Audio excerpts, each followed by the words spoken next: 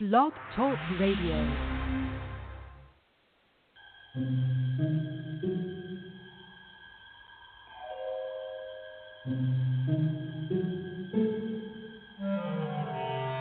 Archangels, ghosts, and Bigfoot, oh my. It's just another night for Supernatural Girls. Real stories, real answers to life's biggest supernatural mysteries. And now, for another exciting interview with paranormal experts from this world and others. Here's your host, paranormal researcher Patricia Baker, on the one, the only, Supernatural Girls.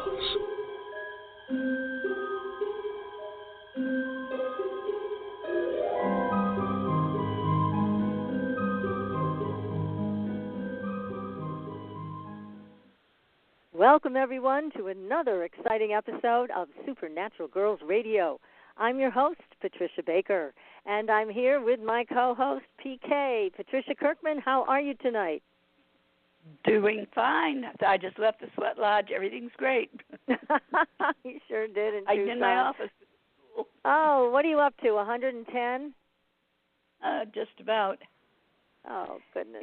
We're going into fall weather here in the Berkshires. It's like, I don't know, in the 70s. Show off. It feels chilly.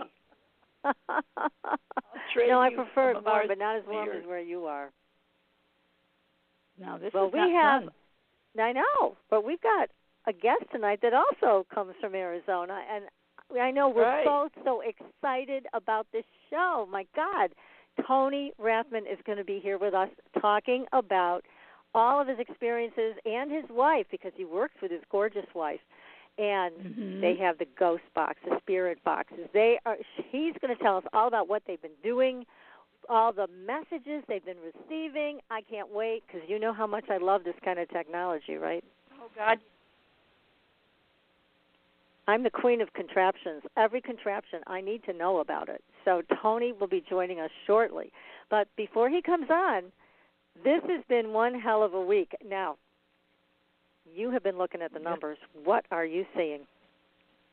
Well, it's a 3-month, and 3 deals with creativity, communications, all that good stuff. It has a luck factor to it, but it is a review of last year. It also deals with people gossiping and getting into the negative side of things by stirring the pot. And by taking a look at that, I had a chuckle when they were talking about Michelle Obama's speech.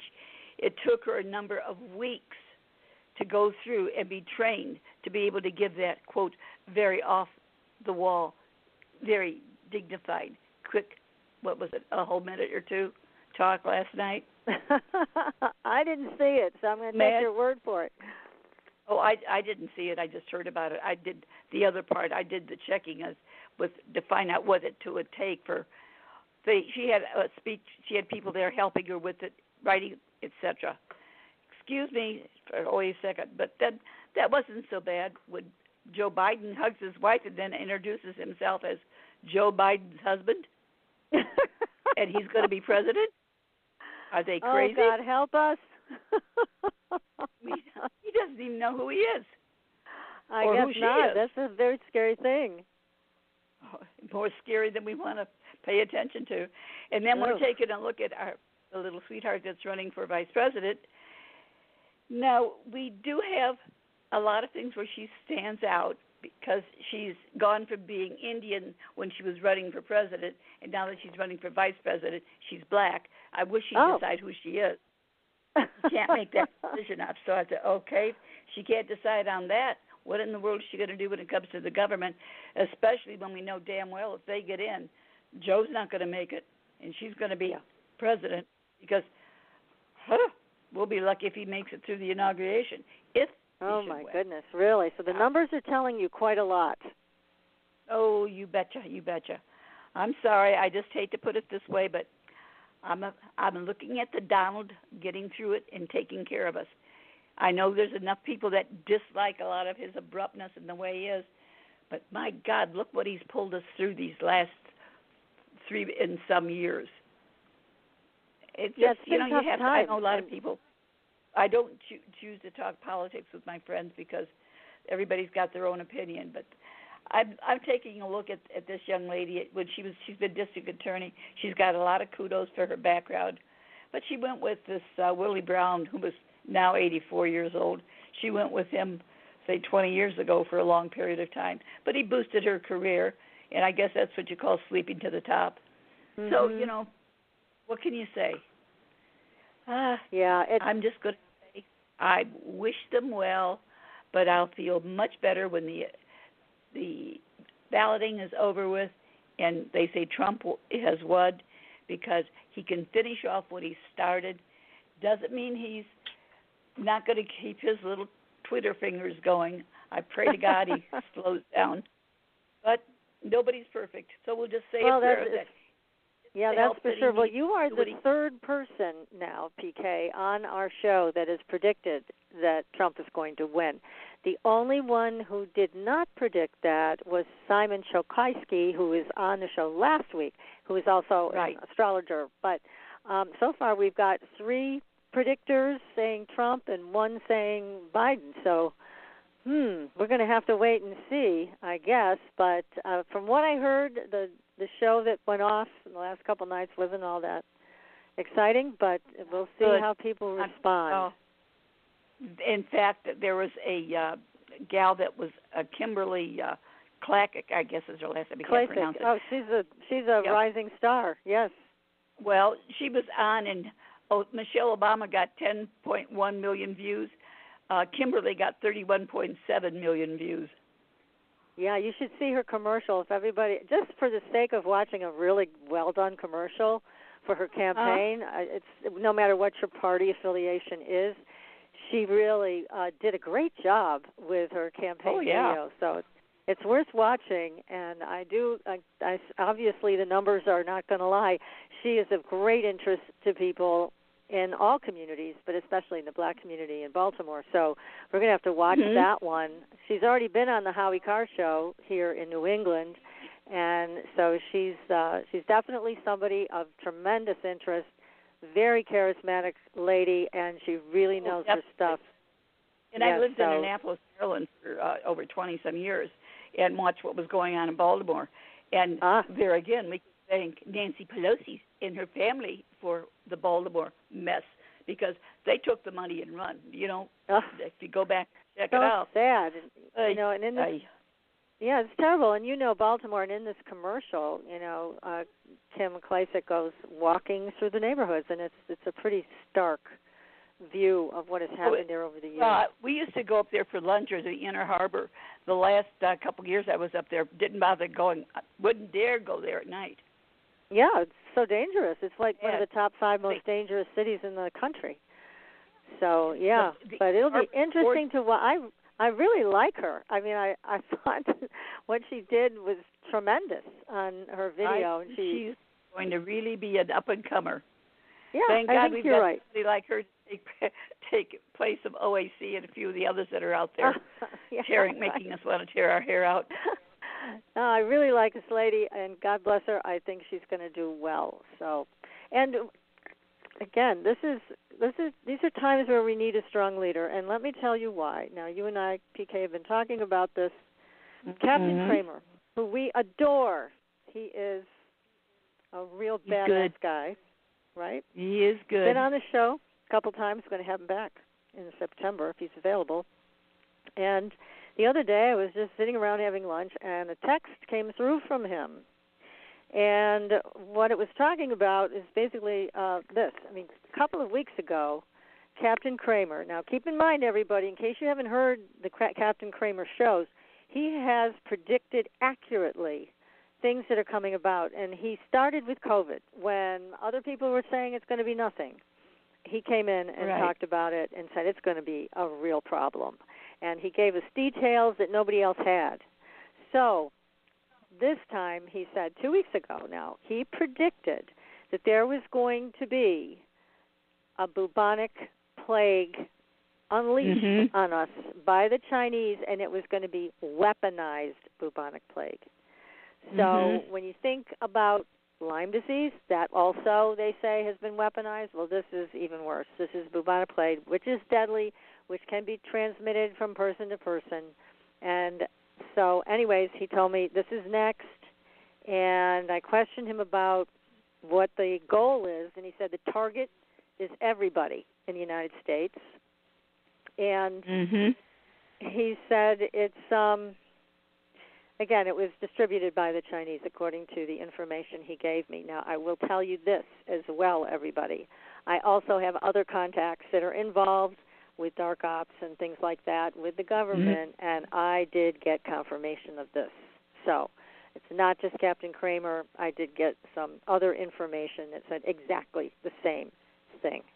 After I got the information from you today, I put a call into a person that knows many things, and he said, I was just going to call you to let you know that this is where you have to go and what you've got to pay attention to.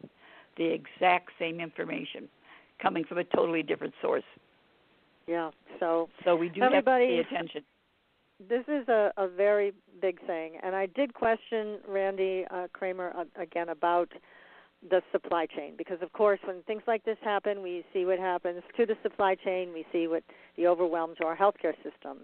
So what he was saying is, yes, there will be overwhelm to our healthcare system, there will be deaths, and the supply chain will probably slow down and be affected, but it won't stop. So that was the piece of good news. Now, I also said, as based on what he shared last time, there were going to be stages of things that were going to make us totally nuts, I think, with the things that are going on in the world today, unlike anything we've ever seen. And he said the next thing, global military conflict, with one or more, either the Russians, the Chinese, Iranians, North Koreans. Okay? That's stage 3. Now, here's the other one, invasion, stage 4. Now, I was thinking about that, and of course the first thing that came to my mind was, okay, what country is going to try to invade us, right? But I don't think he meant that, because when he was on our show last time, what did he say? He said alien presence. Right. So I'm not sure, everybody, what was meant by that, the invasion part. And I don't mean to scare people, but, again, it could be that the terms of invasion, if it's coming from the outer sources that we've been talking about, when are they going to let us know they're here type thing, that could be exactly what it is. They're finally going to be invading our space to let us know that they're here. It doesn't mean it's negative. Yes, exactly. It could be very positive, because the last stage is, he said, resolution and victory for us. So that's the positive side, everybody. Again, I don't want to strike fear into anybody's heart. But I am just delivering the message that I received from Captain Kramer, knowing that he has been accurate in what he has shared previously. So I will share that with you, and I hope we'll all stay safe through this next trial and tribulation. Well, oh, my goodness. To the fact that this month is a review of last year, and it deals with communication. Next month is a review of this year. Details, health, restrictions, and limitations. But come October, there's going to be change. So all we have to do is get through the next 6 weeks, folks. Okay. All right. Well, hang tight, everybody, and make sure you keep listening to the show. I'll be happy to update you with any other information I get. In the meantime, make sure that your own property, if you live in a situation where mice are coming in, you need to make sure they're not, because this is being spread through fleas and rodents.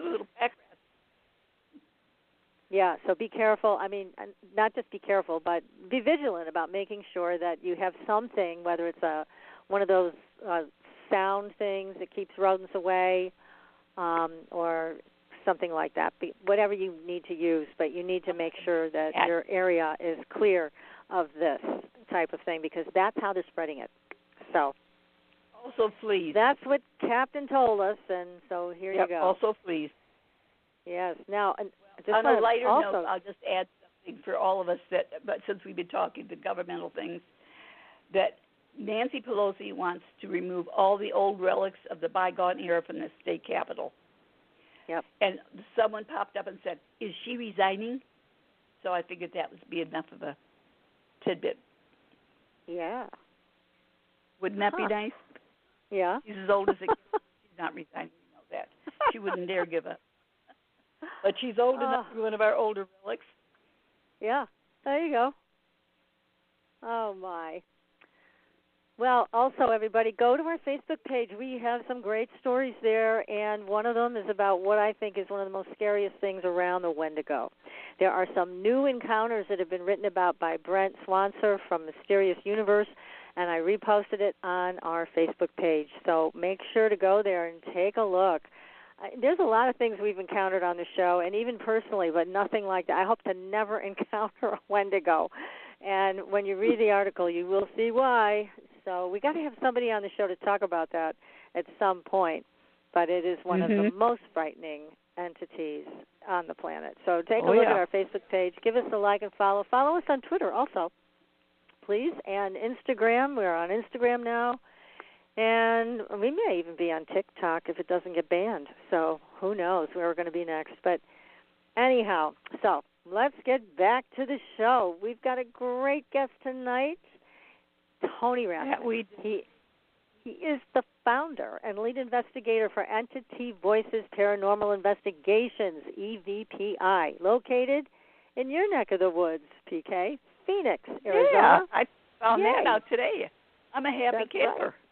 I know. You guys got to plan a visit. And has spent the last decade discovering the truth about spirits, entities, and life after death. Now, Tony leads professionally operated paranormal investigators into some of the darkest corners of Arizona and just about anywhere he travels, including private home and business investigations, haunted historical locations, haunted hotels, and he has traveled to hundreds of locations throughout the country. And he has a gorgeous wife named Sherry, and she's right by his side. They both investigate together, which is tremendously cool. And they are using some very unusual technology that I certainly want to hear all about, and I know you do too, and so does our audience. That's why they're here. So let's get Tony on the show. Tony, welcome to Supernatural Girls. Thank you. It's a pleasure to be here. It's a thrill for us to have you. Now, you've got to tell us how you got involved with this. How? Sure. That would have been my wife. When we got married, my wife is from the Philippines, and she's a U.S. citizen now. But during that time, she, as a child, had experienced a lot of paranormal activity from, what she had talked about. And, anyone who knows anything about the Philippines, I mean, they're very superstitious as far as, anything ghost-related or spirit-related. And she grew up with stories, her mother, her aunts, uncles talking about different activities that, they had experienced or that occurred.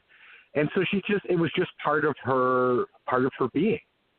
And when we met, she was always trying to get me to watch paranormal shows. And she always said to me, "You have to see this. This is so fascinating. Sit down for a minute and watch this." Well, that's about how long I would last, about 1 minute. And me having a complete scientific background, my father was a physical science teacher, chemistry, and physics teacher. So anytime I had a question about how something happened in the world, I always got a scientific answer. Well, now here's my wife saying, listen to these people speaking that are no longer alive. And I'm like, yeah, okay. And I kind of dismissed it. But then one Valentine's Day, she said to me, I want to do something different this year, because we'd always go to a hotel, relax for the weekend, sit by the pool. She said, I want to go ghost hunting. And I was like, oh, kidding me. But of course, being an appeasing husband, I said, okay, let me see what I can do. So I did some research, found a hotel in Phoenix that had a haunted reputation, booked the weekend, and thought I was done. But then I realized, wait a minute, these people are using equipment. She's going to need things to investigate with. So I went out and bought a cheap night vision camera, digital recorder, and an EMF meter. And I thought, okay, we'll never touch this stuff again. This should make her happy. Well, of course it did. I investigated with her, but it wasn't until she got this stuff home and she started going through the photographs, the video, the digital recordings. I was absolutely blown away. I mean, we had images in our photographs. We had questions that we were asking out loud to these empty floors. We were one of 3 guests in this entire hotel, 326 rooms, 7 stories. There were only 2 other guests in the whole hotel. We never saw them. And we literally traveled every floor, the basement, areas of the hotel that technically we weren't supposed to go in, but they let us at the time. But what she was reviewing, she was calling me over every 3 minutes. Listen to this. Look at this. I was blown away. I mean, for months, I tried to figure out rational explanations for how we were getting the responses that were showing up and what was in the photographs. Finally, I just gave up because I could not come up with a reasonable explanation how that was there. And then, of course, we started going back to try to replicate the responses, and we did. And I think we investigated that one hotel in the past 10 years over 50 times. Oh my goodness! But that's how I got into it. What hotel was this at? It's the Hotel San Carlos, downtown Phoenix. Interesting. God, goodness gracious. Yeah, you're such a good husband. And by being a good husband, it brought you a whole new life. See, that's wonderful. Not only does he take her where she wants to go, buys all the extra equipment and everything, she's got to love you to death for being such a sweetheart. Well, exactly. I think she created a monster now that she can no longer control, because everything every free moment I have, luckily she's got an interest in the paranormal too, and that's why it works so well for us. But every free moment I have is involved in the paranormal in one way or another. Like just last Saturday night, we were up in Globe at the 1910 Haunted Globe Jail, which was just absolutely fascinating. We spent the night there investigating, and it was fantastic. Gosh. So tell us about the technology, Tony. I'm sorry, what was that, PK? I said I understand that jail is quite something. Yeah, it's much smaller than I thought, but the activity we captured was off the charts for the 6-7 hours we were in there. And it was an incredible place, and I would recommend it definitely. And we also run the Copper Canyon Paranormal Research Center, which was the old Phelps Dodge Hospital in Ajo. We operate that. We got a chance a couple of years ago to investigate. I think we only spent like 4 hours in there, but we came out of there with some of the most amazing evidence we had ever captured. And we've investigated all over the United States, hundreds of locations, and even around the world.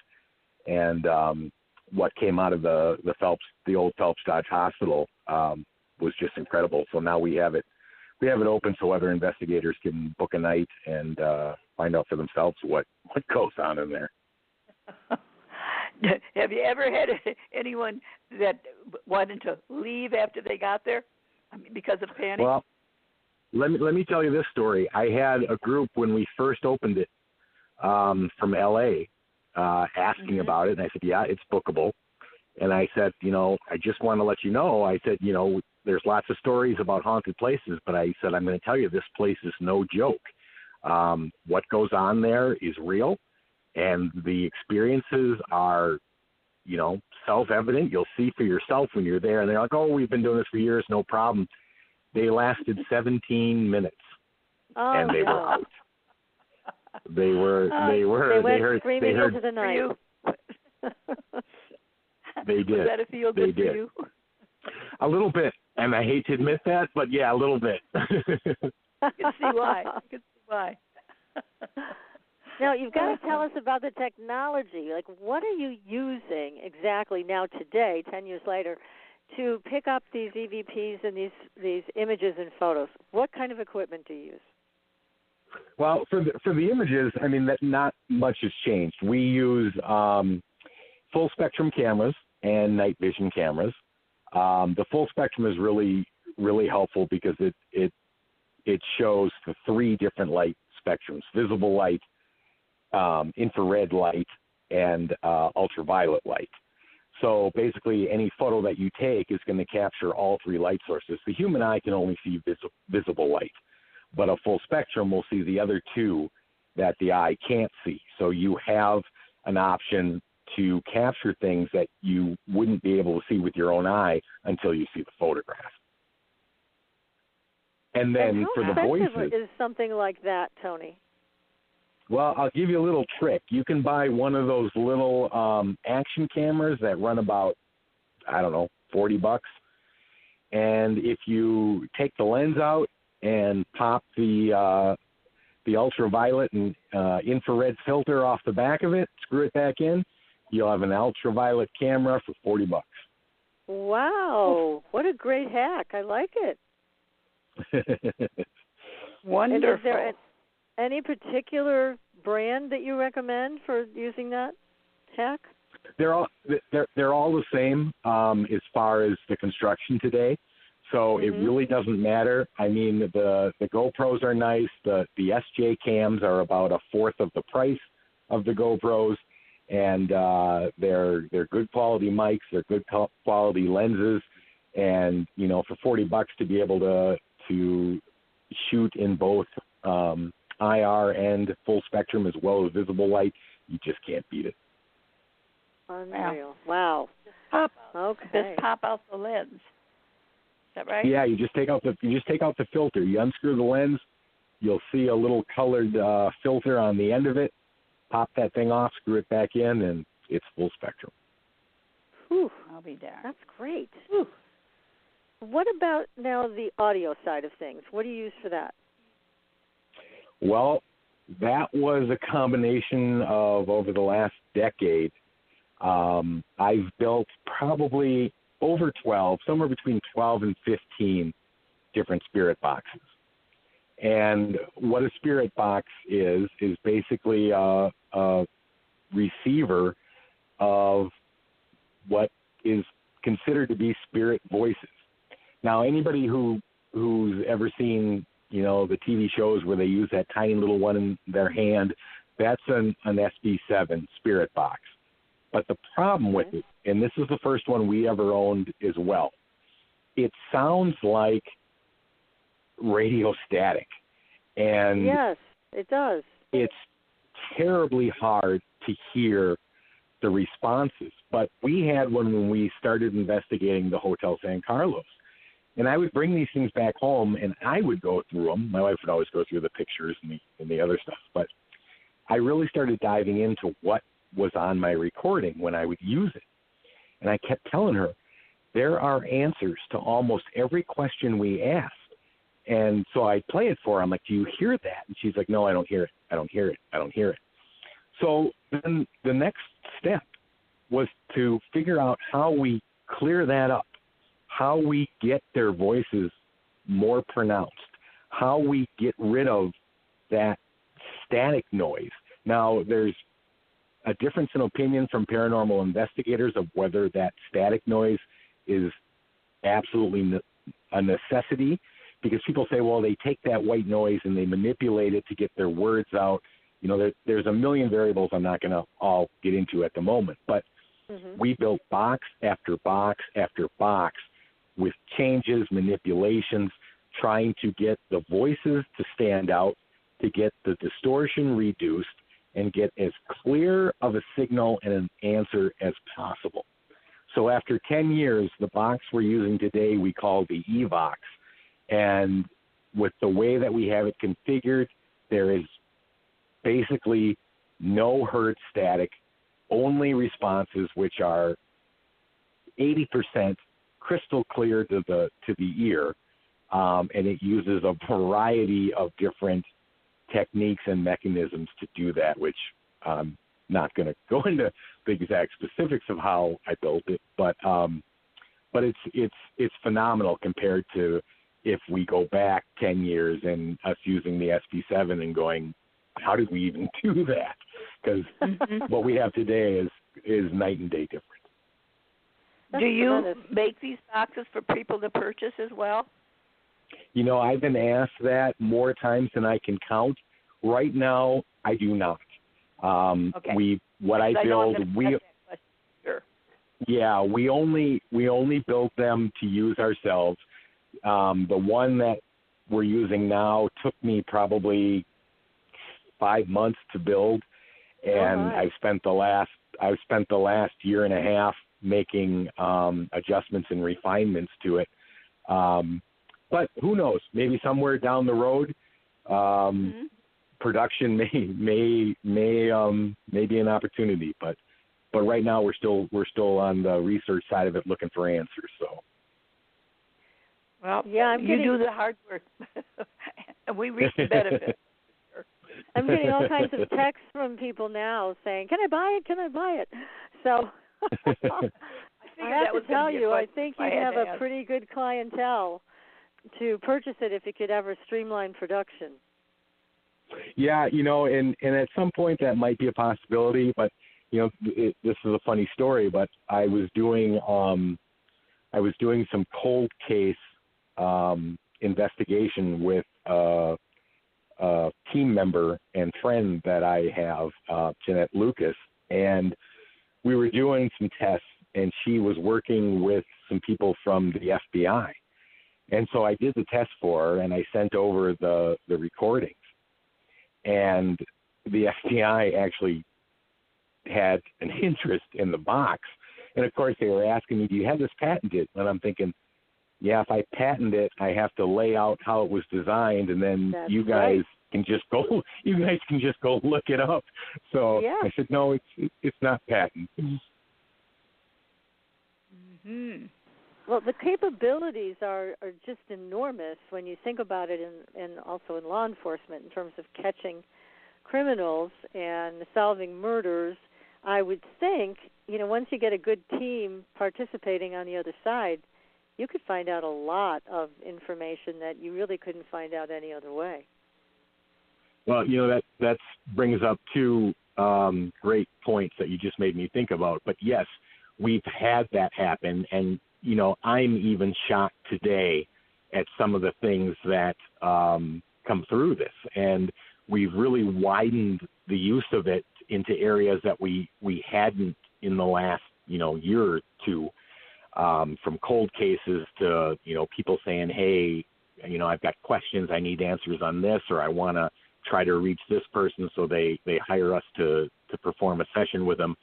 But, you know, when you were talking about murders and stuff, I'm working with the Dark Zone, who's producing another show. They did one back in May for the Conjuring House, and the end of August,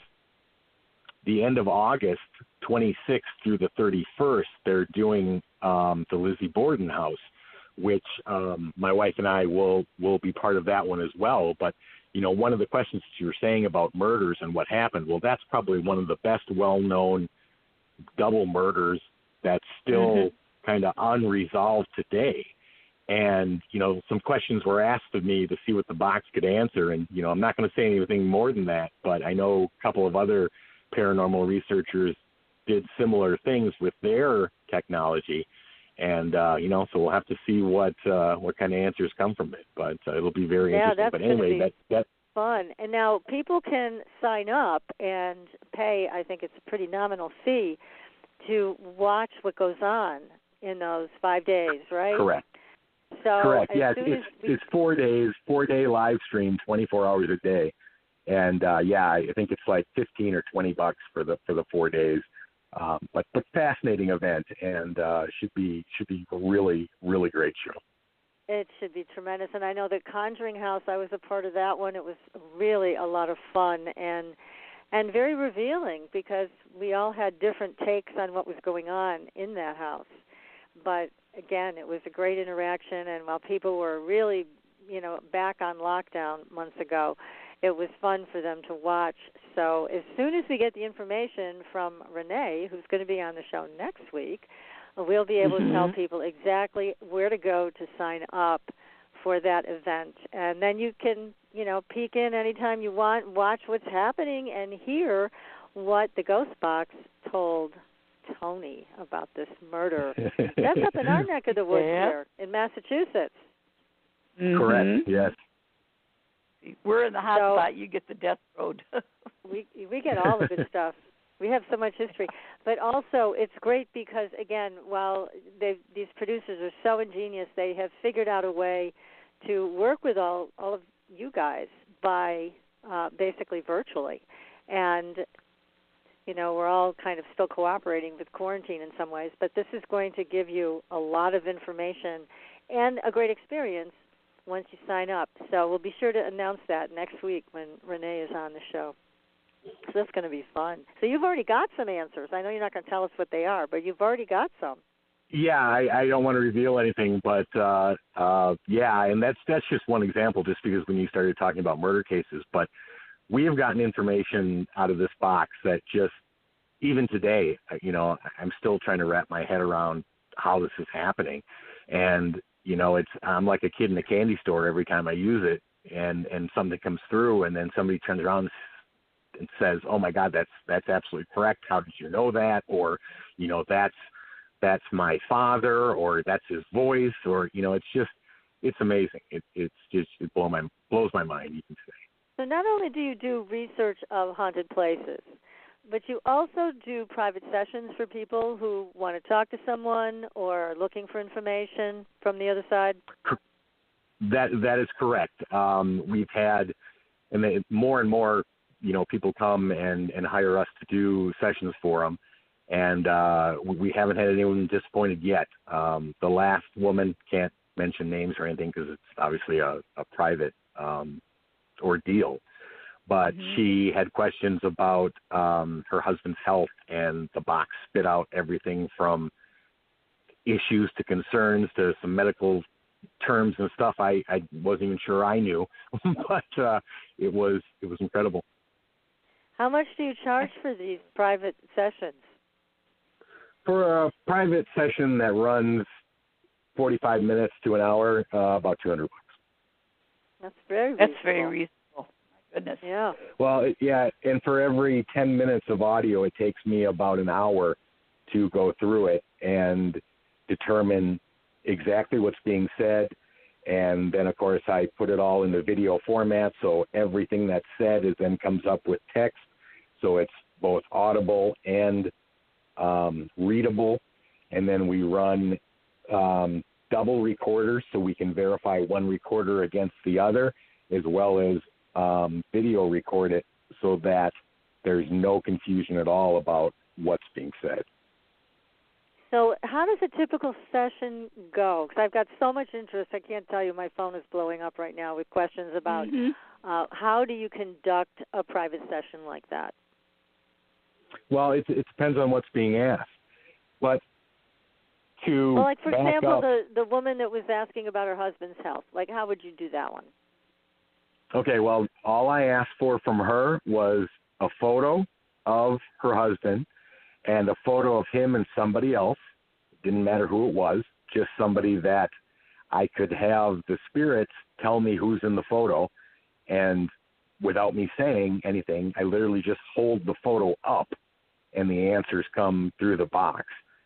And then once I know I have a connection, then I'll start the questions that they will give me. So all I'll ask from them is who they're asking about, a photo, and then, of course, a list of questions that they want answered. And, of course, the last one I did via a live video feed so they could see, what I was doing. I could see them. We could talk back and forth, and the box spit out its answers.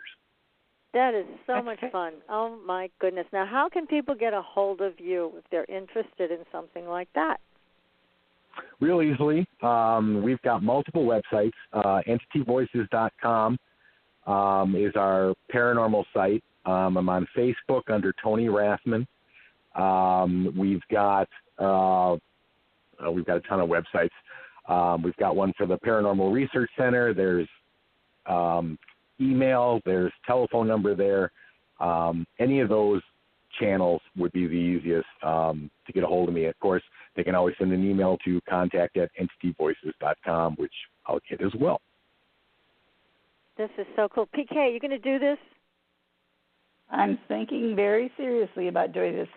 You know, when my husband passed, I knew a week or two before. I wasn't sure what was going on, whether it was he or my son that was in trouble. And this was 40-some years ago. And he was 37 years old. And next thing you know, this went on for a few days. He thinks I'm losing it, and he let it go. And on a specific date, he passed away. And the chaplain had been with me, and he kept saying, oh, this isn't going to happen. And it did. And no one could ever explain why. At 37, he died of a massive coronary. He had never been sick a day in his life. So I've always wondered how. So wow. That's why I'm interested in knowing the how come. Oh yeah. Yeah, we were working on a cold case that was in Nevada, and I'm not going to say names or anything, but the box kept saying, and there was suspicion both from authorities and from other people that working on the case that body was probably in the water somewhere underneath the water. That's why they weren't finding it. Well, our box kept saying field or meadow, it kept saying. And, you know, they kept having me re-ask that question.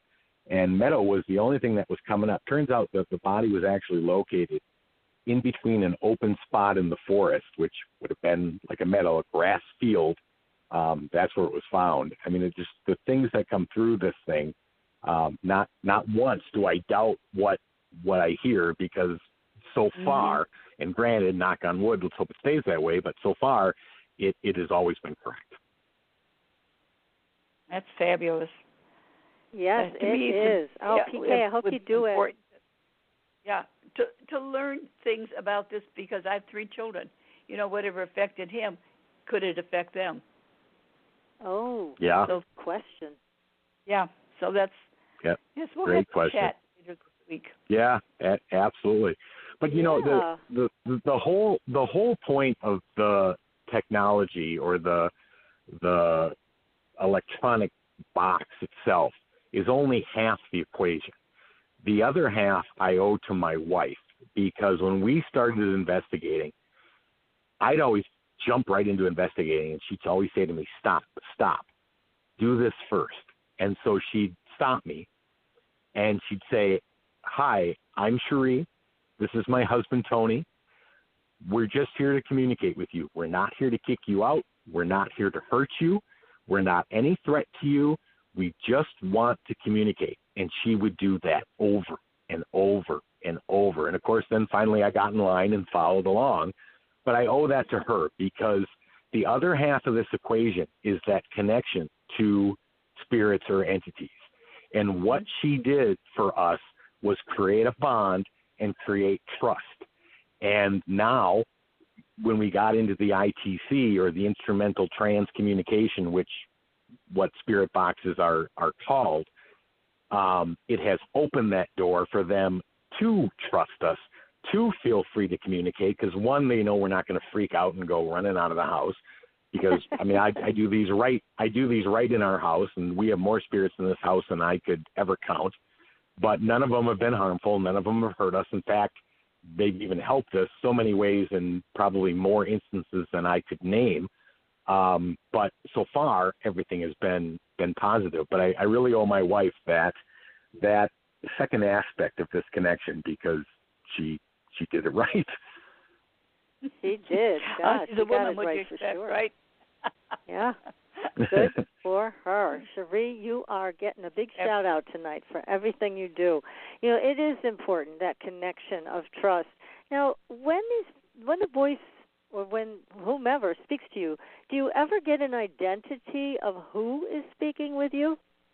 Oh, yeah, we've gotten full names, first and last. Anybody famous that we would recognize? Nobody famous.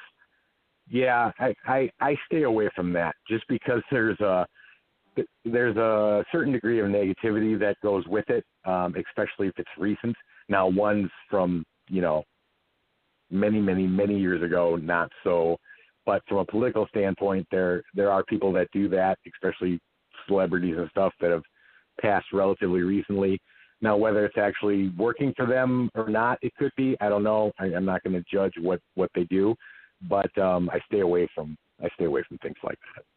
Yeah, I know the Skull Group in the UK. I don't know if you're familiar with them, Robin Foy's group, and they also had a team that they ended up working with on the other side that did have some recognizable names, but they were from the distant past. And I understand exactly what you're saying about contemporary celebrities or somebody we would recognize. But Robin's group was able to contact some very interesting people from long, long ago. And so that's what I was wondering, if any of those people stepped forward. But do you think they work as a team with you like they do with Robin, or you just turn on the box and whoever comes through, comes through?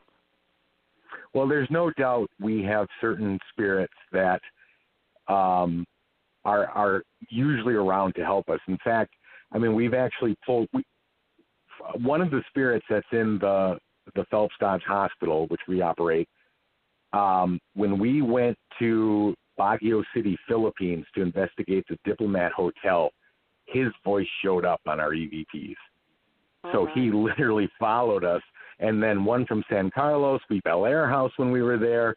We had another one from a previous location that followed us to the Queen Mary. So they are definitely, we have a group of them that definitely help us with answers that we're trying to achieve. But the other aspect of it that we have come to understand, and again, this is all theory because I can't prove this, but there seems to be some sort of collective consciousness of entities where they share information, because we've asked questions, and even from private people who have said, hey, I need answers on this, where it's specific to one individual. Like I can think of a client who was asking about her father, yet we were receiving answers from different spirits, different voices that were unrecognizable to my client, but the answers were still correct. So that universal consciousness of shared information is a concept that we strictly believe happens.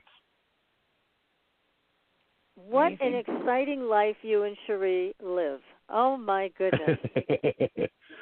It's never dull, that's for sure. Oh, I hate to break away, but we're going to take your question next, PK, when we come back from a quick break and continue this very exciting dialogue with Tony Rathman, and he's going to share more about his experiences and his wife Cherie's experiences with the other side. Stay tuned, everybody. You are listening to Supernatural Girls Radio. We'll be right back. Pure essential oils, specialized minerals, and a revolutionary anti-aging technology. Astridian combines the best of all scientifically proven ingredients in easy-to-use creams, lotions, and concentrated serums. Astridian's advanced line of products take your skin to a new level of being healthy and beautiful. We offer a variety of collections that address all your skin concerns. The Essential Anti-Aging Series treats and moisturizes your skin for a long-lasting, younger look. The Multivitamin Series promotes healthy skin with high-quality vitamins and minerals. The Sports Series restores skin from cellular damage and stress. Astridian also offers a revitalizing solution for hair and a professional series for doctors and medical spas.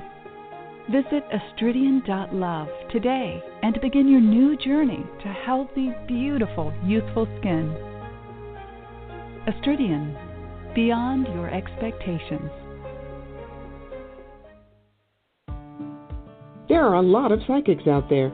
How do you decide which one is right for you?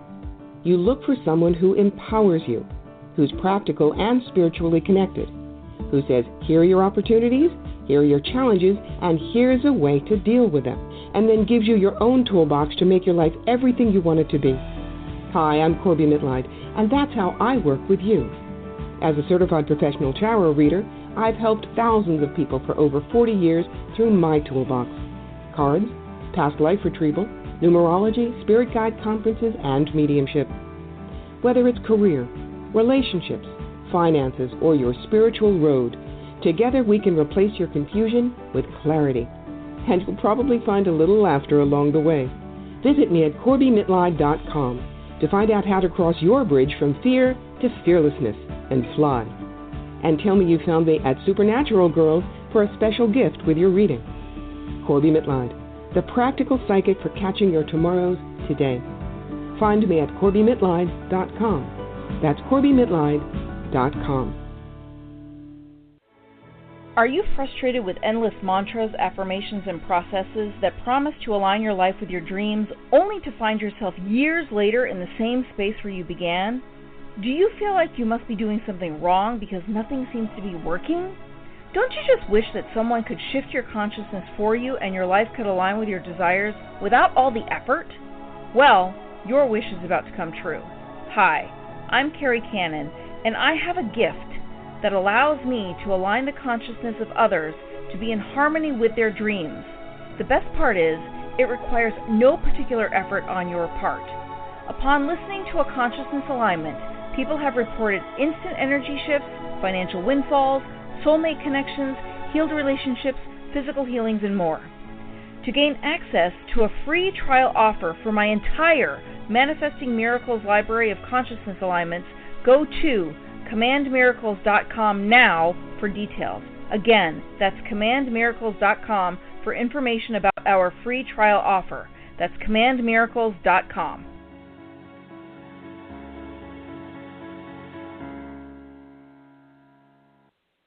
Welcome back, everyone, to Supernatural Girls Radio. I'm your host, Patricia Baker. I'm here with my co-host, PK, and our amazing guest tonight, Tony Rathman.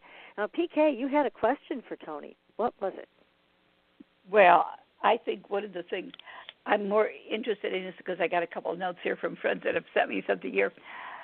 How do they decide whether it's wise, who to choose that they wish to speak with? Or is it chosen for them?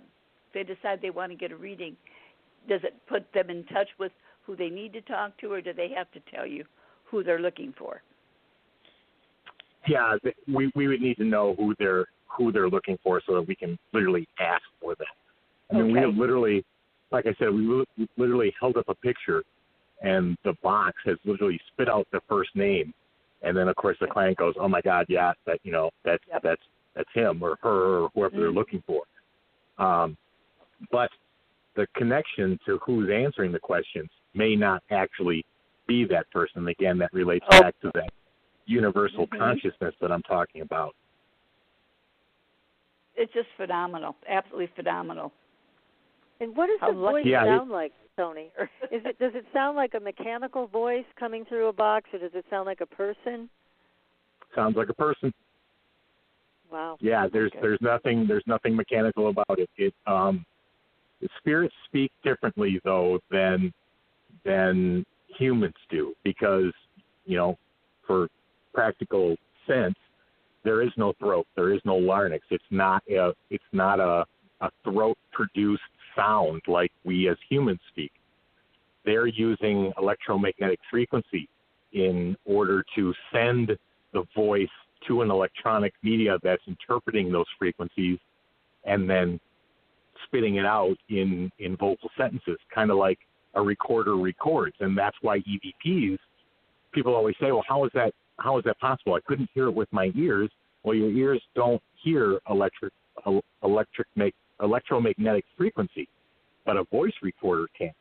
And when you play the voice recorder back, that's why you can hear the voice. And that's how we got into this whole ITC thing, was because we were getting, and we still get today, the most amazing EVPs. I mean, they weren't single words. They were full sentences. And when that started, that's what dragged me into ITC. And I said, I got to figure this out. I want to, in the SB7, I'm like, I can't hear this. I can hear them saying something, can't make out the words.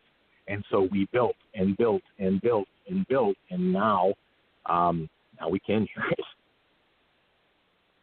Yeah, I have one of those devices that's a staticky, it's a radio type frequency thing. Yep. and it just irritates me because that's all I hear is the static, and it just, I could never do anything with it. I don't know how anybody works with that.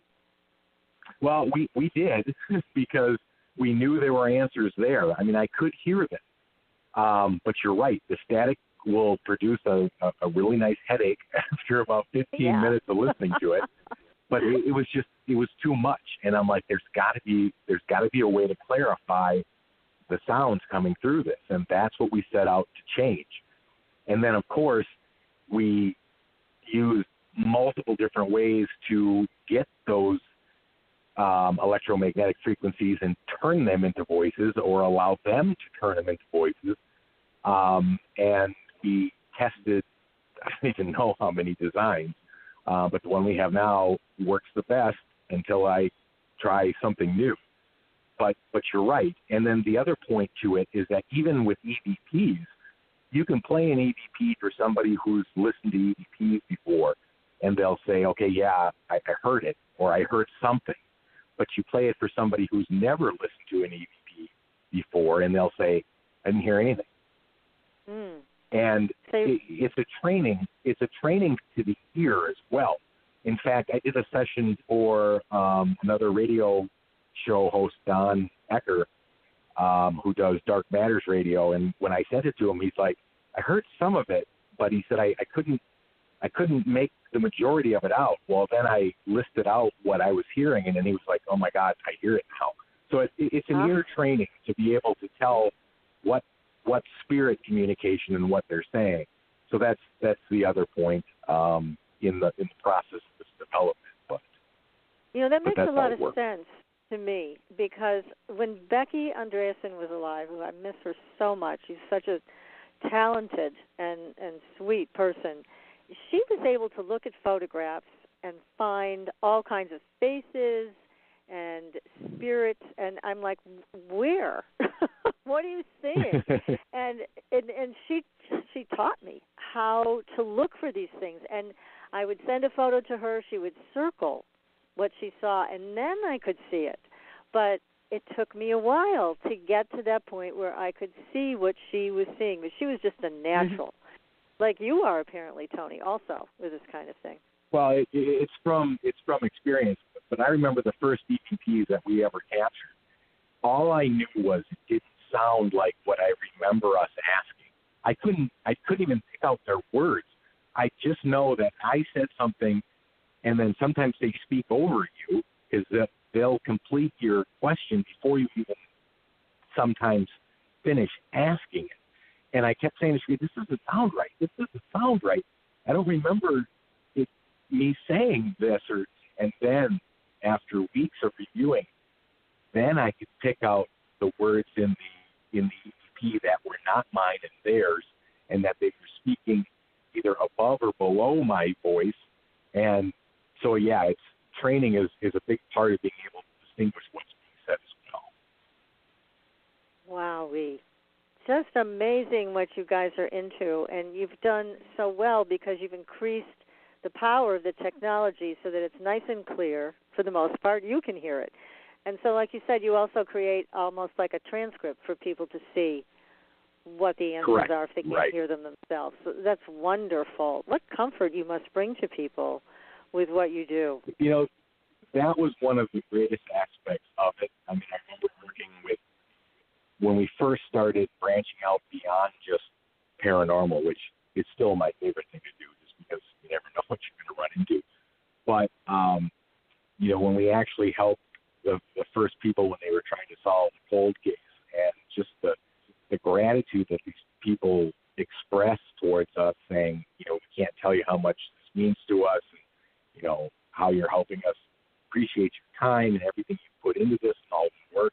And that was just the best feeling in the world, to know that you're actually using something that you have an ability to do to actually help somebody. And that was an amazing feeling. It's so heartwarming. And with those cold cases, I know the family members suffer tremendously, and people just in this world don't know how to pick up the trail to basically solve the case. So here you are involved in helping bring closure to everybody. What a wonderful thing. How often do you do those kinds of cases, Tony? Well, it depends on when they come up. I mean, they there's not a strict schedule. It's just when things like that appear and they run out of leads and, out of whether you call it desperation or just lack of options to go try some alternative method, they usually end up finding us. And that's when we're like, yeah, we'll do one, see what we get. Hopefully it'll produce some leads. And so far, it has. And, where it'll go from here, only time will tell. Are you familiar? This is one of our favorite topics on the show. We have yet to get David Paulides on the show. However, we have great respect for him and the work that he's done with tracking people that have disappeared in our national parks. Have you heard of his work? I have. So I'm wondering, because he has such a hard time getting answers. He's tried remote viewers, he's tried psychics, and he said nobody has been able to give him the specifics that he's looking for. I'm wondering if your Ghostbox can do it. My guess would probably be yes, that it could. Like I said, we're amazed daily by this thing, and we don't even know yet what its full capabilities are. And so, yeah, I would highly suggest saying that if he runs across another one where he's being asked to help and needs assistance, we'd be willing to help with that. I'm going to suggest it to David that he reach out to you because these cases are so incredibly mysterious. And again, the families are left with nothing. I mean, they don't know what happened to these people. So right, which is the worst case scenario too. And that's what I was trying to express is, the situation is bad enough to lose a loved one or something, but then to not have answers and to not know what had happened or to get any type of resolution only exemplifies that bad situation to a degree that I can't even imagine. I can't either, and especially because in all of the things that David is tracking, he has identified that there may, in fact, be some type of a paranormal event that's occurring because of the big weather change and many, many other things that only David can address properly.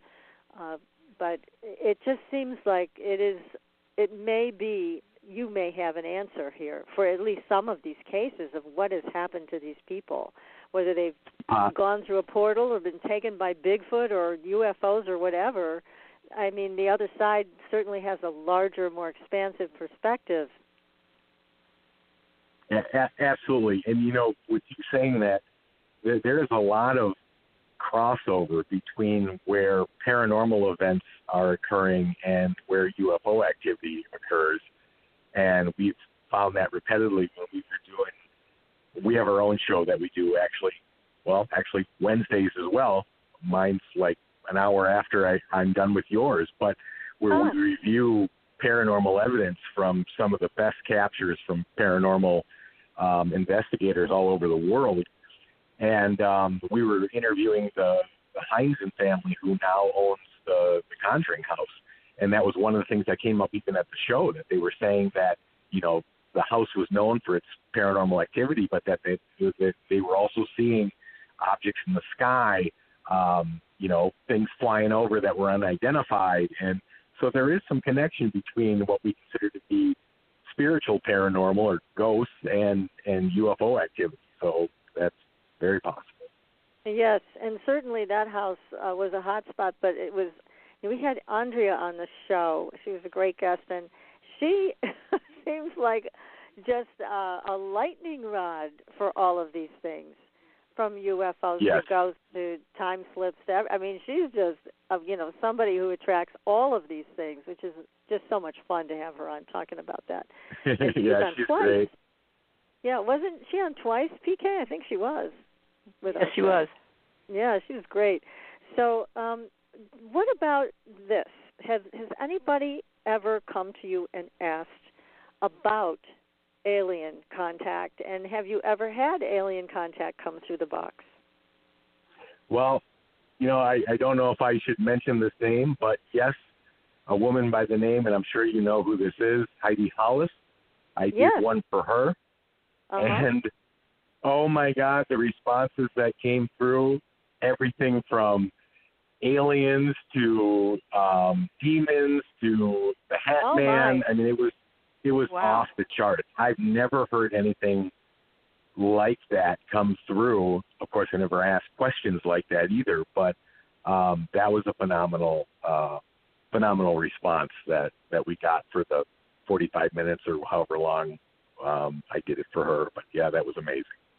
That's great. Well, Heidi's also a very talented radio show host and artist, and I know she's been involved with this stuff since forever. So that's really exciting. Now, when an alien comes through, again, do you hear it differently? How do you know it's an alien? No, and you know, that's probably the biggest question, is the voices that are coming through, are they spirit? Are they extraterrestrial or alien, or, you know, of some other time and space?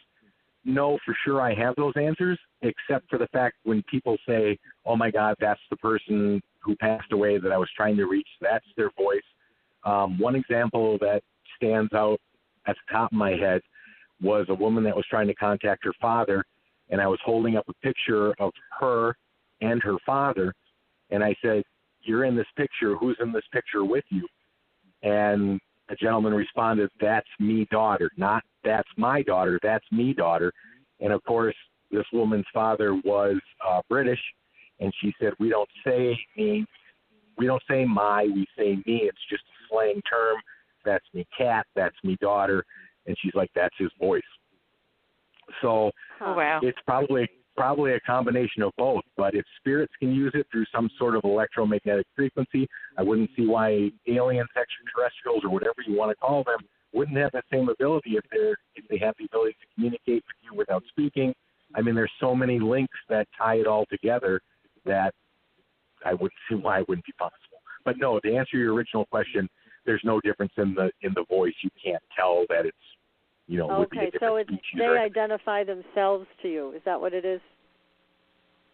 Well, they were questions about, she was asking specific questions about certain things, and one question was, what was this particular thing? And the response was alien. Okay, I see. And what about the demon side of this? I mean, because obviously you said anybody can come through. What about that part of it? Yep. Well, that's a whole other issue. I mean, there are dangers in this, no doubt about it. And as we've gone through paranormal, we've definitely made our share of mistakes in learning what exactly to do and what not to do. So we have had our personal issues with what I would consider to be very negative, pushing demonic entities out. And like I said, we have entities come and go out of this house all the time. So, you know, there's certain things to protect yourself. There's prayers, there's closing prayers, there's incense, there's sage, there's crystal, there's, you know, just a slew of protection, holy water, and we have a case just full of, basically it's a protection case when we finish a bad investigation or do a session where we think we've run into something dark or negative, that will break out and go through every process we need to make sure we're clear, the portal's shut, and you know, the house is clear of whatever negativity that was. And has anything ever broken through your barrier? Yes, but again, by mistakes. We were doing an investigation of this old hotel in Winslow, Arizona, and they actually have tunnels that used to go underneath the whole city. Most of them are blocked, but the tunnel system is still there. Well, we were allowed to go down to investigate, which was a great investigation, but we were seeing shadow figures. We had some of the meanest EVPs we've ever experienced, and by the end of the night, which was about 2:33 in the morning, my wife and I always do St. Michael's Prayer of Protection, and to close the session and break off communication. She said I was so out of it, I couldn't even say the prayer. And I remember her saying to me, I'm going to say it, you just repeat what I say. And I heard her say it. I mean, it's not like I couldn't understand what she was saying to me, but the words just literally would not come out. And she was so freaked out. She was so freaked out at that point, she was ready to stop paranormal investigating altogether. And we got through the night. She was able to get whatever was affecting me cleared. And then I reminded her the next morning, I said, didn't I hear you say to the spirits that to use their energy to communicate with us, and if they didn't have the energy to use mine? She's like, did I say that? Of course, playing back the recording, she sure did. I'm like, don't ever do that again. Took her at her word. My goodness. Yeah. Now, do you ever experience being touched by people from the other side? I mean, do people, like, reach out and touch you, or do you have physical manifestations? I've been touched, pushed, slapped, punched, and I had 3 about 5-inch long scratches from about where the bend in my arm is down to my wrist. Something scratched me for something I was doing, which they did not like at all. And, of course, 3 scratches is indicative of mocking the Trinity, Father, Son, and Holy Ghost. That's why it's 3s, and this was, without a doubt, 3 scratches. We've had stuff enter the house and do things we did not like, so we've had to basically do a minor rite to clear the house, and we've done that for personal investigations for people that have had some pretty severe and dark entities in their house. But the first one we ever did was in Las Vegas, and this place was absolutely crazy.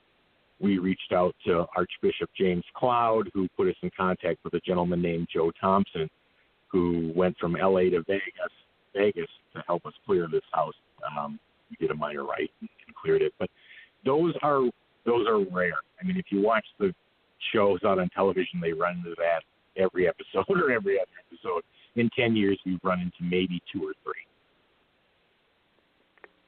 Oh, my goodness. We could talk to you forever, Tony. This is so fascinating. It is.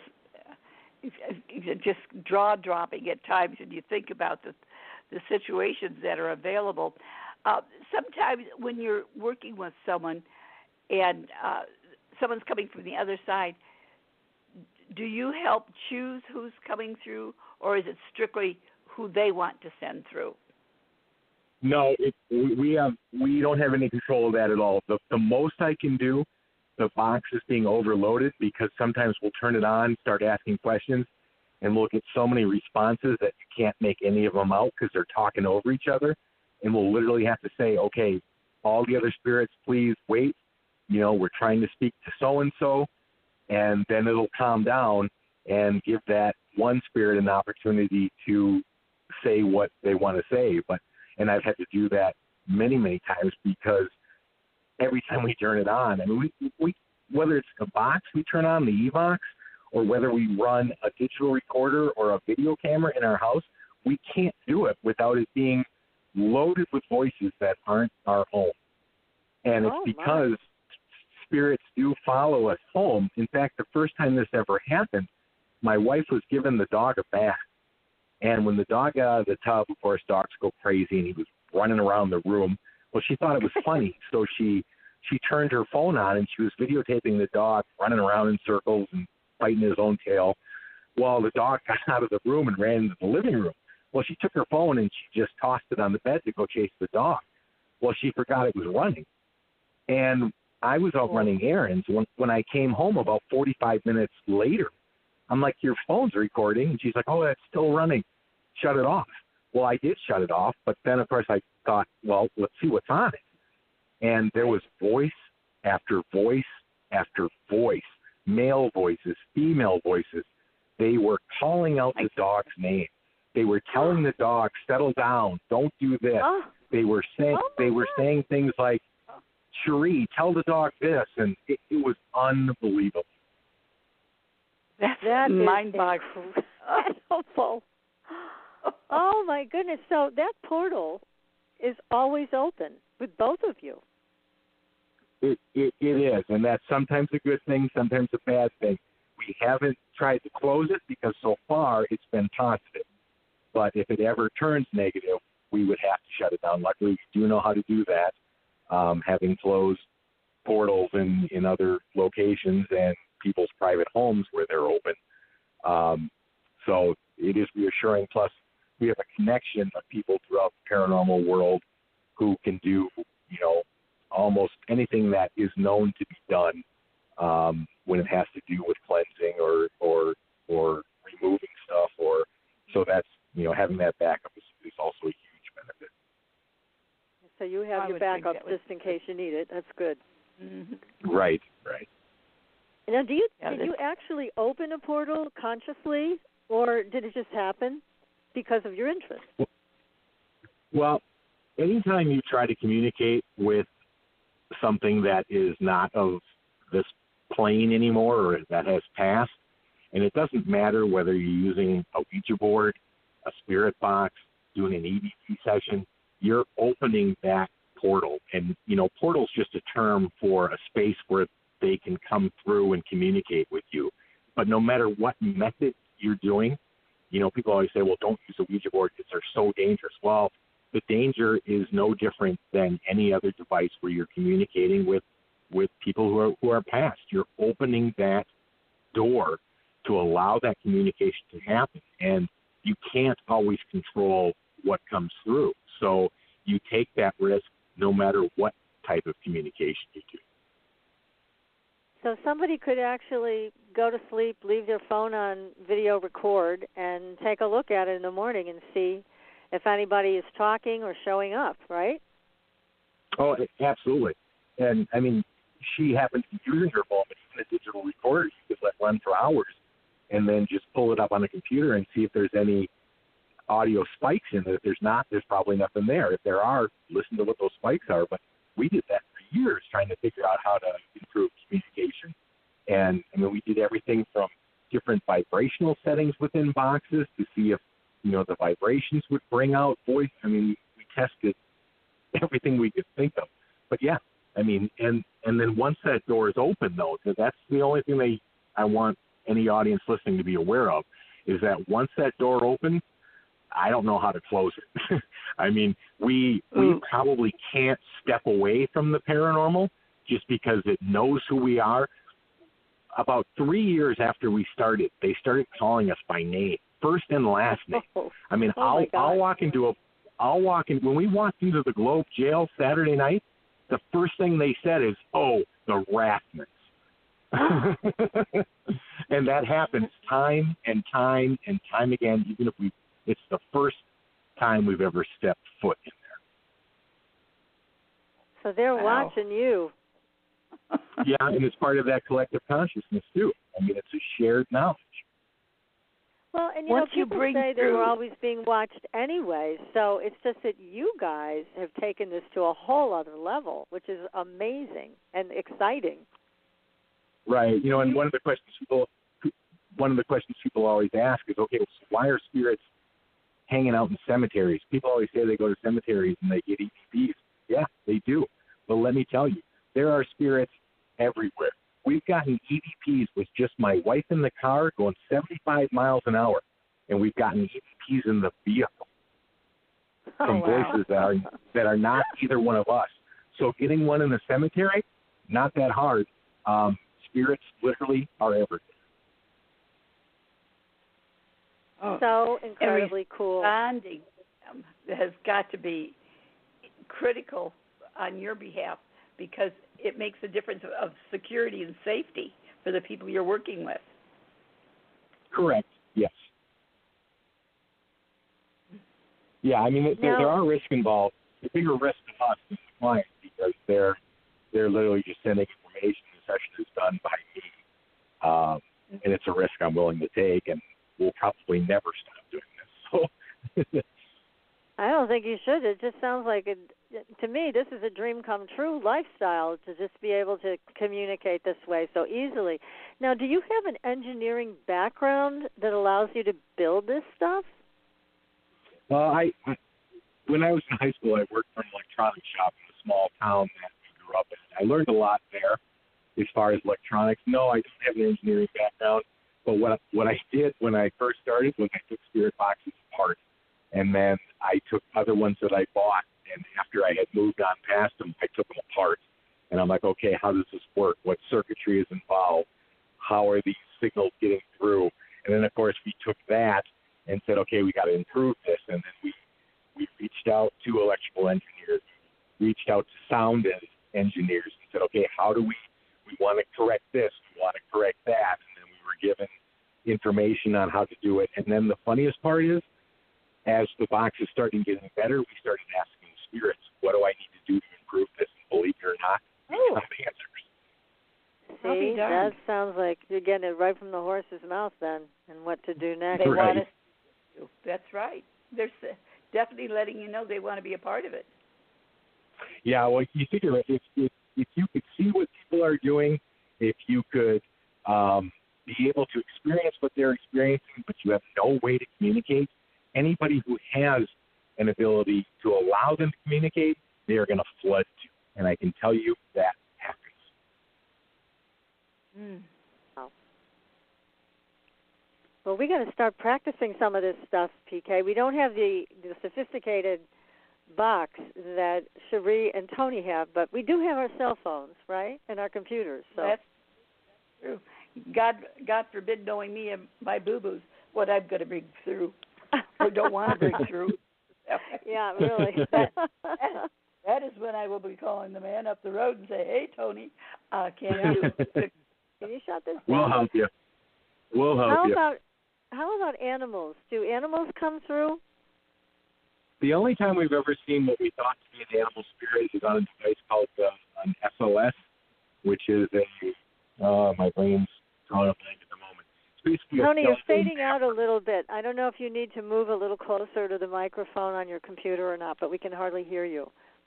Is that better? Yeah, a little bit. That sounds fine here. The only time we've ever seen anything from an animal spirit is on an SOS machine, which is basically a Connect device that shows like a stick figure animation. And we've seen a dog that was actually in our own house that wasn't our dog. But when our dog came up, the stick figure and our dog actually started chasing each other around the table. But that would be about the only animal connection that I've seen. Mm-hmm. With cold cases, who normally contacts you? Is it a family member or is it the police or both? Normally, with cold cases, it usually comes through connections that I work with on cold cases. They're known to do and have been known for years to do cold cases. So they usually contact this person, and then that person says, I need your help. Let's see what the box can bring, and that's how I'm connected to it. Mm-hmm. Amazing. Have you ever found a missing person that's alive? I mean, has anybody come to you and said, this person is missing, can you help us find them, and have you found them? That has not occurred yet. But if there is a missing person, I hope that would always be the outcome. But, no, I have not run across that yet. You know, it's interesting because most people don't think to contact you first, but it would be great if they did. Yeah, I mean, we've definitely been a huge help to ones in the past. But, you know, of course, when you get into the hands of law enforcement, I mean, they're very scientific-based. They use us as a last option when they run out of leads. And understandably so. I mean, it's right. It's really hard for them to turn around and say, well, this guy with this funny box says to go look at this. You know, and understandably so. I mean, I can understand why they do that. Yeah. You know, what about medical things? I mean, you did mention the lady that came to you wanted to talk about her husband's health, and they did come back with some medical support, basically. I would think that they also might have some perspective on the other side about healing particular illnesses. They could contribute to that? Yeah, that's very possible. You know, the thing about working within the paranormal is that for every answer you get, there's 100 more questions that come from it. And, you know, just like you were saying about healing and, you know, what information they have, there are also what we call, you know, I was talking about the universal consciousness. Well, there's also universal laws. There's certain things they're allowed to say, and there's a section that they're not allowed to say. We've tried to get them to break that rule over and over and over and over, and can't get them to do it. But you can literally hear on the box when they're pushing that boundary, and you'll start hearing your spirits saying, enough, no more, stop, someone's coming, no more, we're going to get in trouble. It's insane. Are you there, Tony? I'm here. Okay, we lost you for a second. You kind of went to the other side, I think. Tony. I'm sorry. I haven't moved. I'm not sure what changed. I think they want to talk to us. Because you were. It's almost like somebody picked you up and moved you over. So. Really? Yeah. Well, I don't doubt that. Yeah, they want to talk. But you were saying that using the Ghostbox on the air through the phone doesn't work very well.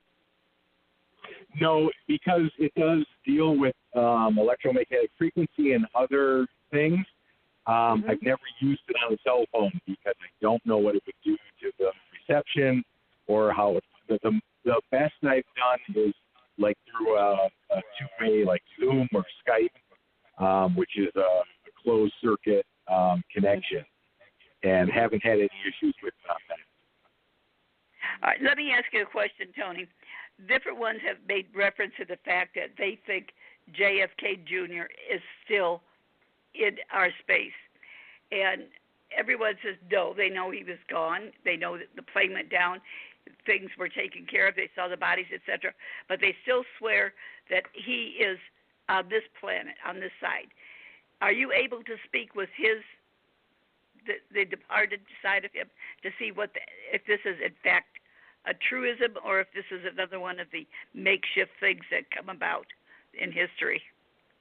Well, it's definitely a question to be asked. What the response would be difficult to say without actually doing it. But yeah, it's a question that could be asked.